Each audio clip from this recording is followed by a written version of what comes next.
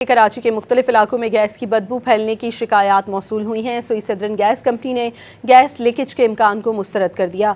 तर्जुमान SSGC का कहना है कि अबुल हसन इस्फहानी रोड पर नई पाइपलाइन की टेस्टिंग के दौरान गैस की बू पैदा करने वाले मादे की मिकदार ज़्यादा शामिल हो गई, जिसके बायस मुख्तलिफ इलाकों से गैस लीकेज की शिकायत मौसूल हो रही हैं। SSGC तर्जुमान का मज़ीद कहना है कि सिस्टम के तमाम प्रेशर्स मामूल के मुताबिक हैं, कोई गैस लीकेज रिपोर्ट नहीं हुई। सारिफीन इत्मीनान के साथ अपने मामूल के काम जारी रखें। कराची के मुख्तलिफ इलाकों में गैस की बदबू फैलने की शिकायत मौसूल हुई हैं। सोई सदरन गैस कंपनी ने गैस लीकेज के इम्कान को मुस्तरद कर दिया।